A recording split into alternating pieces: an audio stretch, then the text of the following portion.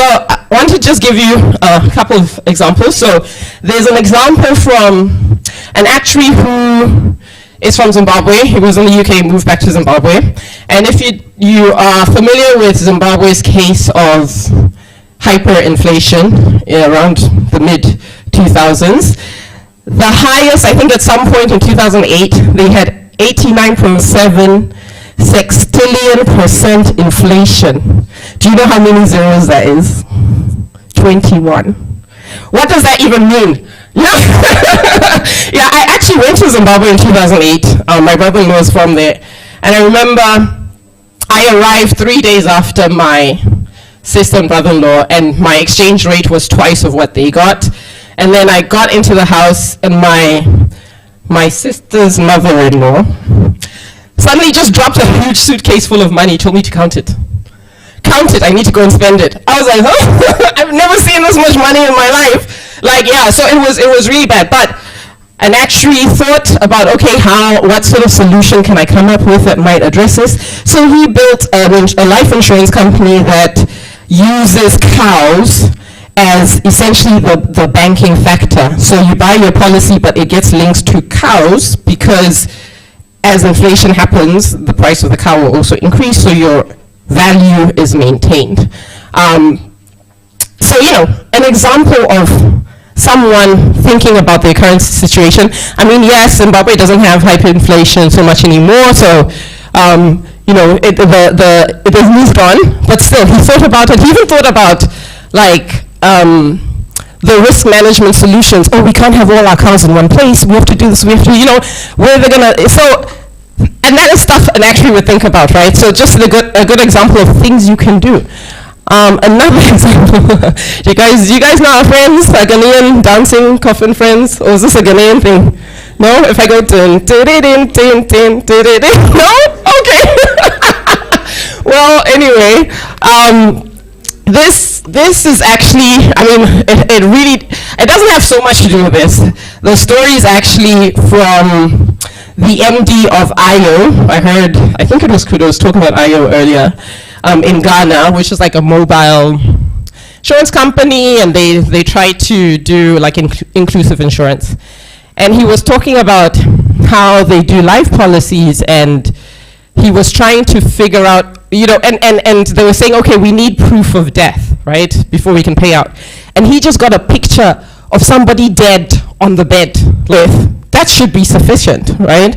But, obviously, thinking about when they were set up, thinking about how they were set up as a normal insurance company, he's expecting death certificate, he's expecting all of this, and he was like, we have to think of other ways to verify this. And in Ghana, actually, people make posters when somebody's dead. I mean, I don't really see that here, but you'll see a poster that shows this person died. So then they were like, okay, why don't we just use that? So, they were trying to think of other ways to address the issues that are at hand. And the other thing he was also talking about was, the risk pooling mechanisms in Susu and Ajo here in Nigeria.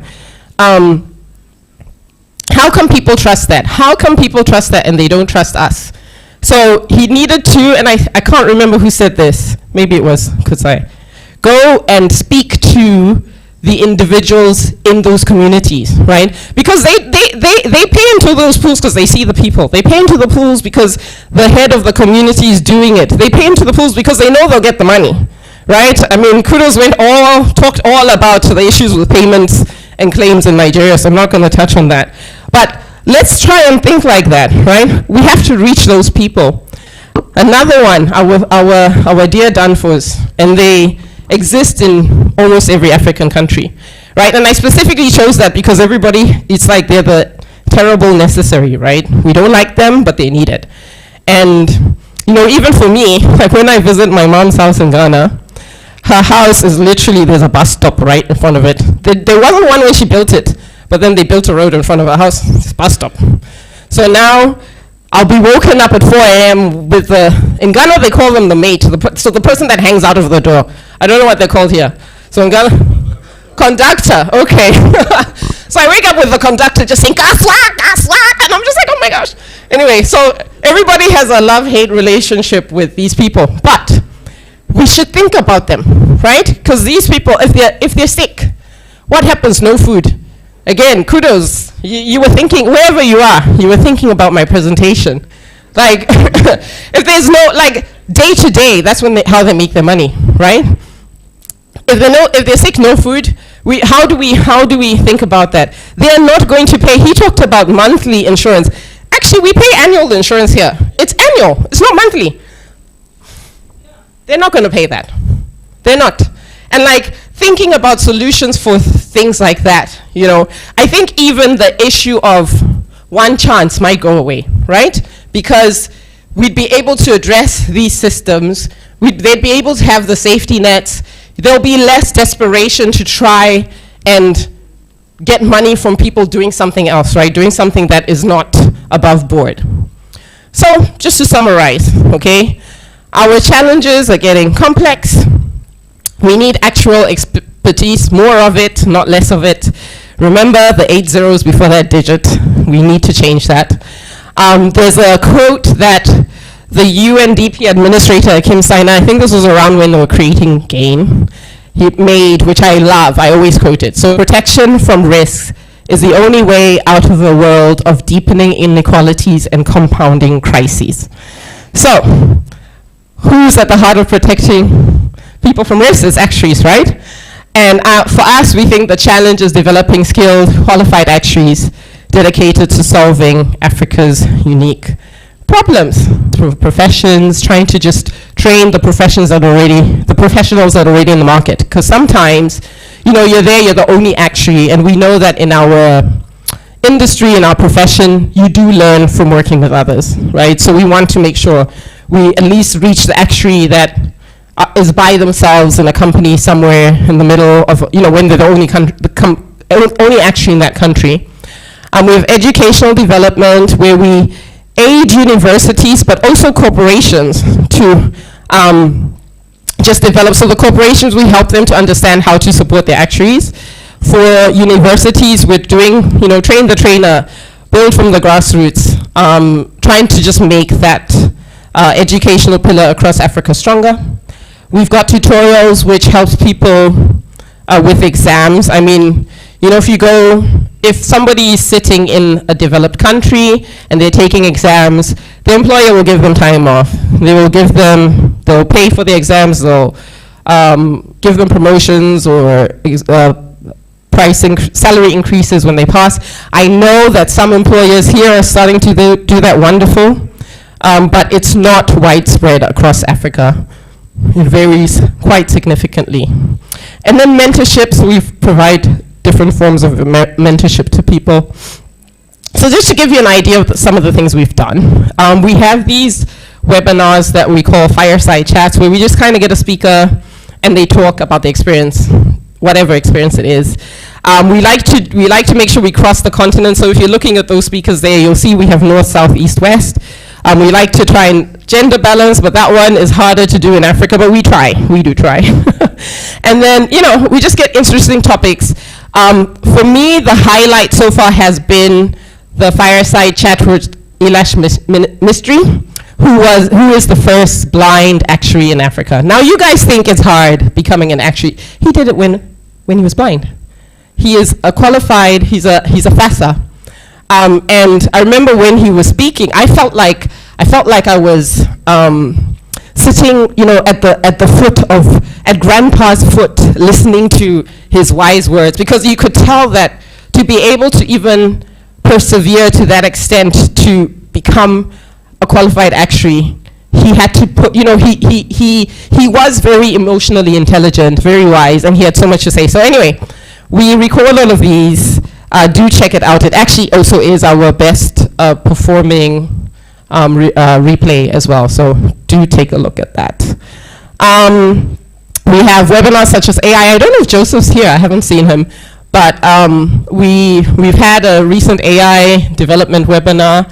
We have courses. I think I kind of touched on this last year, because we haven't had our latest 2026 course, but we also try to make sure we have continental diversity in our what we offer. But Nigeria and Kenya are always at the top.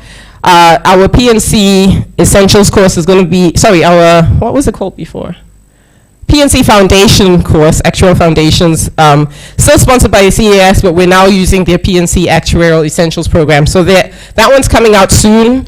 And what we do a lot of is we take existing programs. So literally, this is a program that exists with the CAS.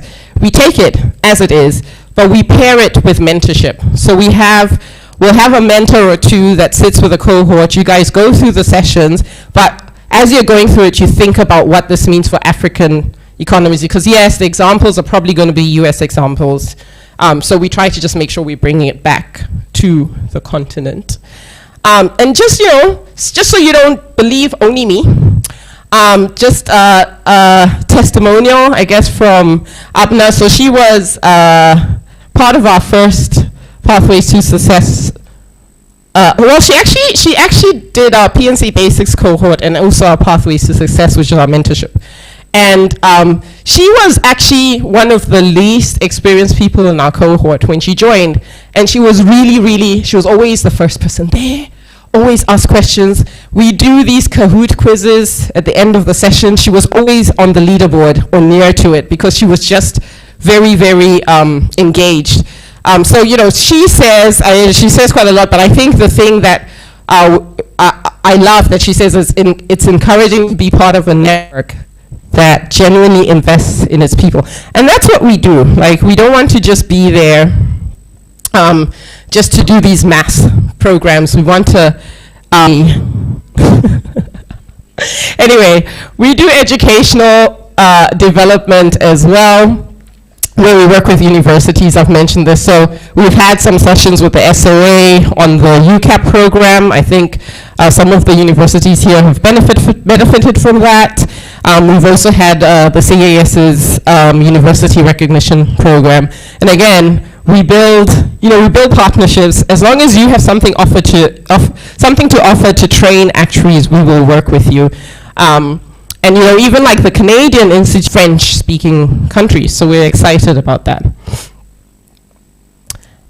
And yeah, again, educational development. I think the SOA has had some in-person faculty training sessions, so we've helped market that amongst African universities and get people to understand. And sometimes, it's just about holding your hand, because even for VEE, I remember when we were trying to create that session, I was like, the application's actually very simple, but sometimes when you look at it, maybe as a university and you're the first one, or there's no one else doing it, it just seems daunting. Sometimes it's all about just holding somebody's hand to do the application. In this case, we had that webinar where they went professors from various countries across Africa, including professors from here in Nigeria, talk about the experience and let people know that it's not as hard as you think. And we're hoping that through that, we'll be able to build at least the foundation, so when people finish university, they don't have huge, we've reduced the exam burden that they have to take to be able. What happens when we're working with a university, when we find professors that are willing and excited, just to hear his story. Thank you. Program at Federal University Duse, and I believe it is safe to say they have been supportive of Actuarial program across Nigeria. They introduced us to SOA BE initiative and supported us throughout the accreditation process.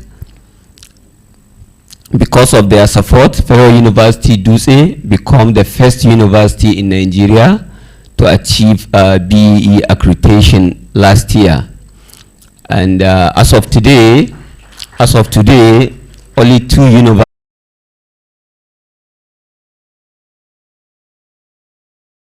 as well, because we do want more participation also from people across the room. So we have 2 different mentorship programs at the moment.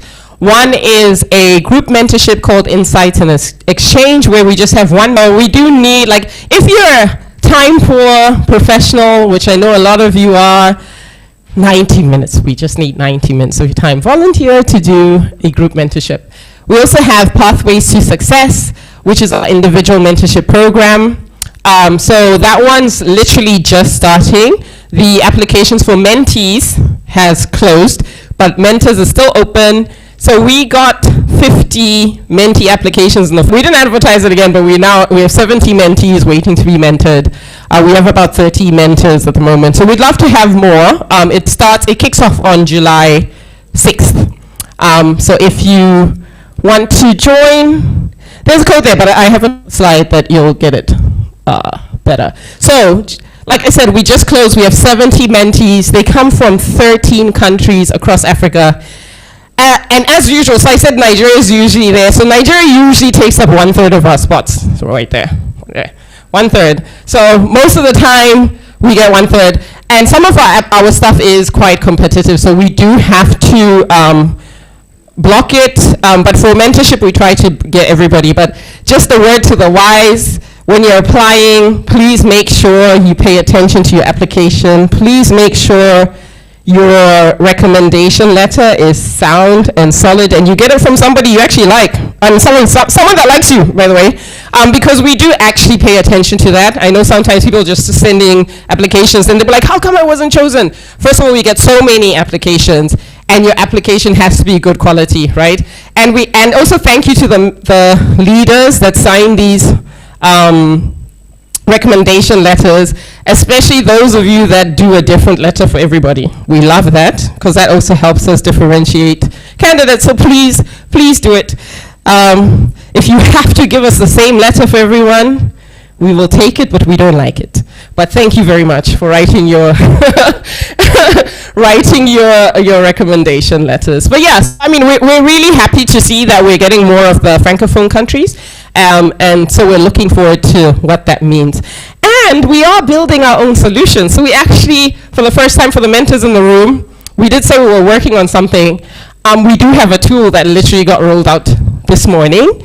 And it was actually my husband that did it. Guys, you know, I'm living, eating, breathing Ada, and then my husband saw me, like, butting my head about something, and he went away and just built it. So kudos to him, he's not in this room, but yeah. He's an IT professional, so, you know, I used that as I was finding a mate. I kind of like said, who's going to come? No, I'm just joking.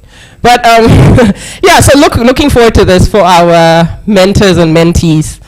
And then another example, maybe for those of you that think, oh, I'm quite junior, maybe I can't mentor. So Morodi Omar, he's in Kenya.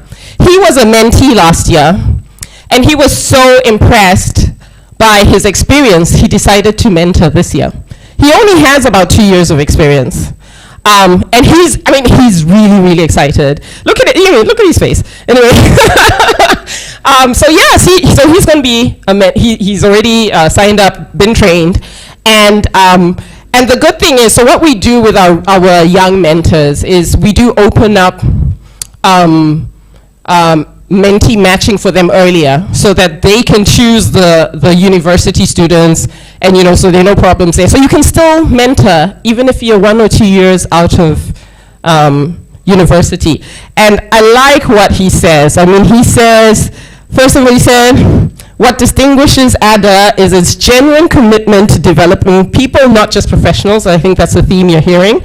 And then he says ADA empowers actuaries to think globally while contributing meaningfully within their local markets. So, and that's why you see, like, he's so proud, because he can stand there with it, you know, shoulders high, shoulder to shoulder with people globally, but still applying himself locally. I loved what he said there.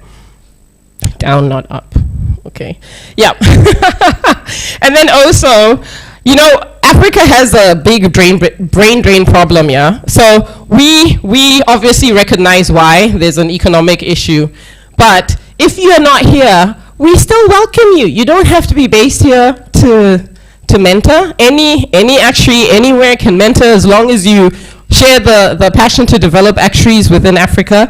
We actually have, so 60% of our mentors are from outside of Africa, although the mentors in Africa are growing, which is amazing. So the statistic last year was 66% were from outside of Africa. So we're happy to see that this is changing. And Nigeria, well done to you guys. You are also our top performing African country in terms of the mentors. Yes, you can clap for yourself. But then I'm going to say, but you take up 1/3 of our mentees, so we want more mentors as well. So anyway, yeah, we do lots of other things, scholarships, a lot of things that sometimes there are discussions happening in back rooms that you don't know of, and then maybe you suddenly just hear, oh, a new program has started up. That's because we're having discussions behind closed doors to try and make sure that they can become reality. And then we're also very excited. We started our first student success program last month. Thank you to the SOA, who have been superstars to EDA there, so thank you guys very much. Where, for those of you familiar with the student success program, we have study materials, tutor costs, mock exams, and scholarships for those who pass the mock exams. And that's all provided by the SOA pays for all of that. So again, very grateful, thank you. So what we do, it's a multi-stage entry process. You have applications, there's an entrance exam, then there's a mock exam. So there's entrance exam to know who we're gonna take in. There's a mock exam after you've been trained to know who's going to be sponsored. And then once you get sponsored, you can take the SOA exam. So just some numbers. We had 85 applications for this current cohort from 14 countries, about half and half male and female. 37% were doing their first degree, 20% had finished their first degree but still looking for a role. So we had 85 applications, 67 sat the exam, and we accepted 20 students from 9 countries. Again, half and half, but the women seem to have done better than the men, but that's not statistically relevant for now. No, I said the women did better than men. Why are you guys eyeing? You're supposed to say yes. Otherwise, if you're eyeing, then I'll say, okay, it's statistically relevant. The women do better than men. Okay, thanks for confirming that. Again, 1 in 3 are Nigerian, so we love it. But also, we also want you mentors around the room to come, please. Thank you. And our tutors are from Senegal and Argentina, which is very interesting as well. So just to let you know our reach, it says 31, but there's actually 32 now, African countries. The ones that are missing are actually the ones that probably don't really have any actual program at all. So it's going to take some work to try and reach them, probably through mathematics programs, but we'll be working on that. And we do very often get people joining us from our webinars from all over the world anyway. And there's actually a strong demand for actuaries who want to come back. Especially with, I mean, I'm not going to get political, but with a lot of what's happening in the US, a lot of people want to come back. So, you know, keep an eye out of that. If you're looking for an actuary, get in touch with, we're not a recruiter, but you can get in touch with us because people get in touch with us saying they want to come back. So, and then another just a story. So Edmund, he is a mentor from the UK, but he's a certified Dutch mentor. So he's actually Cameroonian, but he grew up in the Netherlands or something like that. And he found out about ADA on ActiveView. He was just watching a replay on ActiveView, immediately came and registered to be a mentor. He loves it. He's always giving us ideas. And you know, we love it when people like that who maybe didn't have a connection but wanted to have a connection now have this opening. So again, if there's anyone that's saying, oh, I want to move back, and they're like, what should I do? You should tell them volunteer for ADA. Because then they can at least start understanding what's going on the ground in the continent. And Edmund's quote is, ADA is the dawn of a new era, igniting growth, empowering actuaries, and turning Africa's insurance dreams into reality. All right, I'm going to skip this quickly. And we do a lot of things with advocacy. Again, we have no money, but you'd be surprised we get to go to all these places. Because when we get to speak about something or train or something like that, then we try to always at least advocate for ADA and see what we can do. And surprisingly, we've also gotten to train. So ADA doesn't usually get involved with regulators. We prefer that the local actuarial body maybe handles that relationship, but we will support you as much as we can. Because there are lots of nuances with regulators in every country. But we do try and participate in the training of the regulators that happens at the annual IAIS seminar. We also, it's kind of weird talking about a picture with me, a slide with me in it, but we also got pleased to say we got an award from Grinnell College, which is where I went to in the US. And this is where we got our little bit of money from. So it was just to recognize projects that drive positive social change. And that and I also wanted to just recognize our volunteers. So recently we've been trying to get volunteers outside of mentorship. So obviously all our mentors are volunteers, but now we're getting people involved in many other things. We've got Dahlia in Egypt and Michael in the US, who some of you probably know because he's from here, right? So he japat, and then he's like, I'm giving back. So we like it because he's getting a different perspective, but he's giving back. So them two, they are our individual mentorship coordinators. So for those of you that are in the program right now, you'll be hearing from them, not me, which I love. And so Dahlia, she's volunteering for the first time ever in anything. And she's really excited. So we're happy about that. We're getting people involved. Michael volunteers a lot, so he wanted to keep in touch. Jennifer, who you guys know, she's right here. She's our group mentorship host for the English sessions. And Eveline is in Kenya. She's a group mentorship facilitator, so she works with Jennifer for our English sessions as well. And the interesting thing about this, all of these people are still taking exams or still pursuing the credential. None of them are a fellow yet. Dahlia has 4 exams. Michael just got his ASA last month. They saw the potential.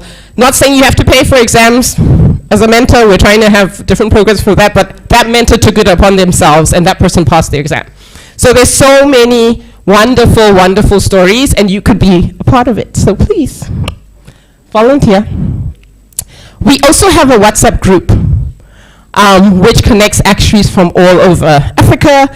Feel free to scan the QR code so you can join. I think one of the groups that seems to be catching a lot of the young professionals,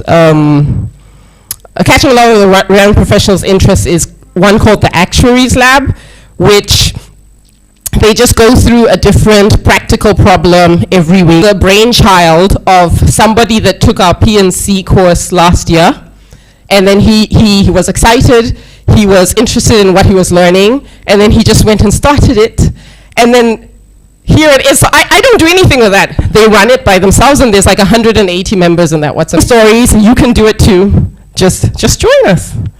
Let's just see what I have. Okay, and then we have other events coming up. We have a group mentorship session coming up on the SO. In fact, we have 2 on the SOA pathway, maybe 3. Where's Lanre? Maybe 3. John Robinson is going to lead one of them, so that's amazing. We're excited. It is capped to 15 people, so you might not get in, but you can apply, and we'll have other opportunities for you.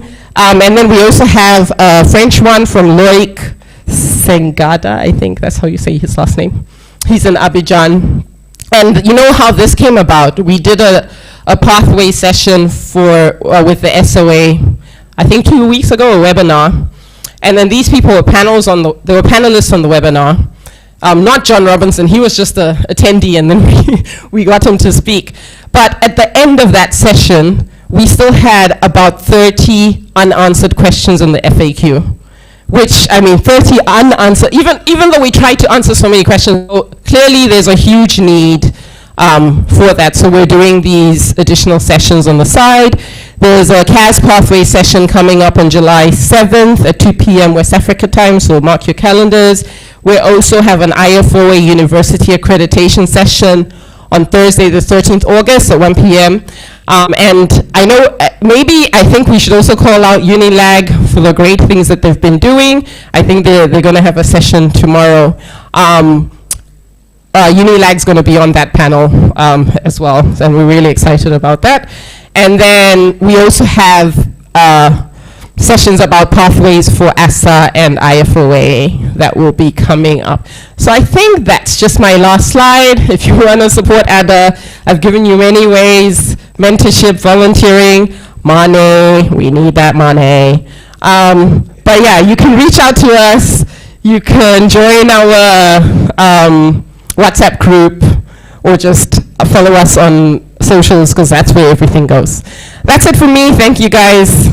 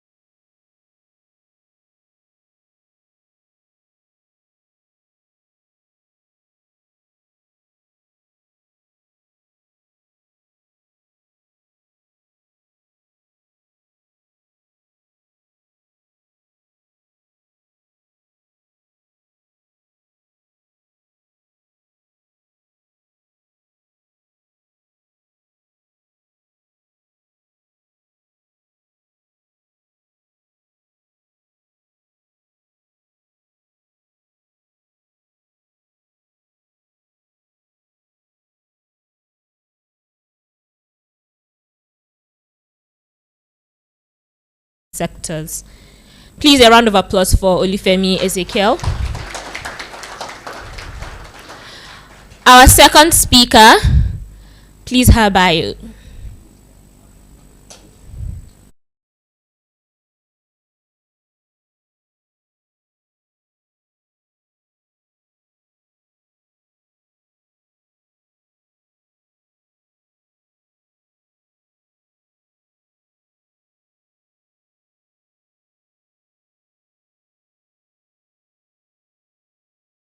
Experience spanning actuarial and audit roles. She is currently a life actuarial analyst at AXA Mansard, where she supports IFRS 17 implementation, pricing, and reserving analysis. Prior to this, she worked as an audit trainee at KPMG, focusing on financial service institutions and gaining hands-on experience in regulatory compliance and financial data verification, CFA Institute and Corporate Finance Institute. Abisoye is an educational volunteer with the Nigerian Actuarial Society, where she speaks about the actuarial profession and enlightens young aspiring actuaries, helping them gain a better understanding of this field.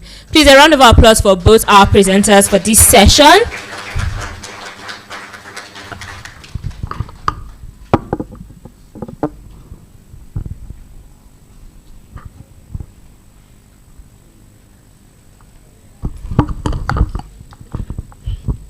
Good afternoon, everybody. I'm Abisoye Oke, and I'm the educational volunteer for NAS. I think we have a slide. Resilient exam professional growth. Working. Thank you. Thank you. So okay. Sorry. Work-life balance. I think I have considered being a content creator.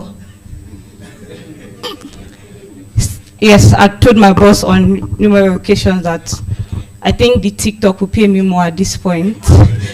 Or I'll probably be an hairstylist and probably do, and I'm tired of numbers. But then it is what I signed up for. You cannot cry at that point. You cannot laugh. And it would say that, you probably got something right, but you need to be perfect. So I go back and tell him, I had a 5. He said, you have done something right. Do it better. So I have, Larry is my first contact person. I have my second contact person. I don't go to the second person first because, I'm sorry, okay, they're Yoruba people. Anytime I go to the second person, I want to give up. Yes, I want to give up. But then, he would say, oh, Bieda. You know, so what Bieda means, it's not my father, but you know when your father is telling you, you probably need to look for another father. So that's the person. And